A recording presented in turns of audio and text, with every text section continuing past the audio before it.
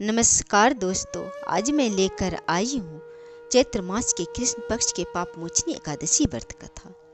इस एकादशी के व्रत करने से मनुष्य के समस्त पाप नष्ट हो जाते हैं और अनंत काल तक वैकुंठ धाम में निवास करते हैं। एक बार जब युधिष्ठिर भगवान श्री कृष्ण से पूछने लगे कि हे मधुसूदन, चैत्र मास के कृष्ण पक्ष के एकादशी का क्या नाम है और इसका महत्व क्या है, वे सब विस्तार पूर्वक से कहने की कृपा करें। तब भगवान श्री कृष्ण कहने लगे कि चैत्र मास के कृष्ण पक्ष के एकादशी का नाम पाप मोचनी एकादशी है, क्योंकि ये एकादशी सभी पाप को नष्ट करने वाली है। इसलिए इस एकादशी का नाम पाप मोचनी एकादशी नाम पड़ा है।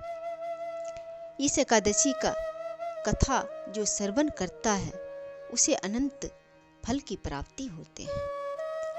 एक बार देव ऋषि नारद ने जगत पिता ब्रह्मा जी से कहा था कि हे परम पिता ब्रह्मा जी, आप मुझे चैत्र मास के कृष्ण पक्ष के पाप मोचनी एकादशी के बारे में पूरे विधि विधान से विस्तार पूर्वक से बताने की कृपा करें।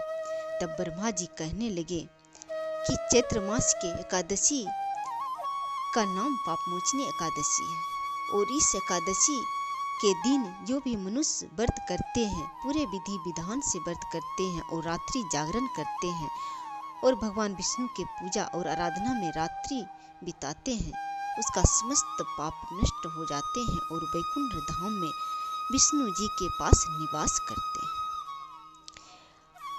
इसके बारे में एक प्राचीन कथा है जो इस प्रकार है। चित्ररथ नामक एक रमणीक वन था। इस वन में देवराज इंद्र गंधर्व कन्या के साथ विहार कर रहे थे। वही वन में मेधावी नामक ऋषि तपस्या कर रहे थे।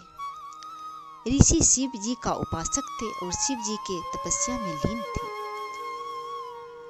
और एक शिव द्रोहिणी एक अप्सरा थी। उस अप्सरा का नाम मंजू घोषा था। उस अप्सरा को कामदेव ने मुनि का तप भंग करने के लिए भेजा था और उस मुनि के पास आकर उस मंजू घोषा अप्सरा ने अनेक प्रकार से उस ऋषि का तप भंग करने का प्रयास करने लगी। जब उस मुनि का तप भंग हो गया तब उस अप्सरा को देखकर उस अप्सरा पर मोहित हो गए और रति कीड़ा करते हुए 57 वर्ष बीत गए। एक दिन मंजू घोषा देवलोक जाने की आज्ञा मांगी। उसके द्वारा आज्ञा मांगने पर मुनि को यह भान हुआ कि आत्मज्ञान हुआ कि मुझे रसातल में पहुंचाने का एकमात्र कारण अप्सरा मंजू घोषा ही है।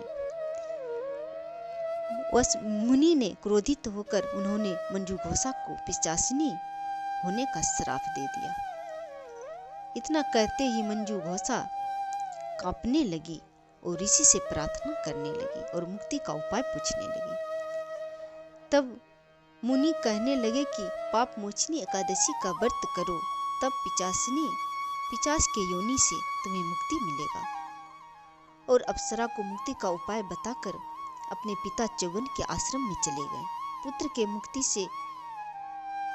के मुख से श्राप देने का बात सुनकर च्यवन ऋषि ने पुत्र का घोर निंदा किया तथा बहुत डांट और फटकार लगाए और उन्हें पाप मोचनी चैत्र कृष्ण पक्ष के व्रत करने की सलाह दी।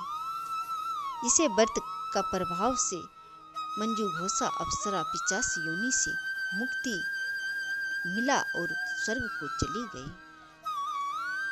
तब ब्रह्मा जी कहने लगे कि हे नारद, जो मनुष्य पूरे विधि विधान से भगवान विष्णु का पूजा करेगा और एकादशी का व्रत करेगा, उसका समस्त पाप नष्ट हो जाएगा और वे अनंत काल तक स्वर्ग में वास करेगा।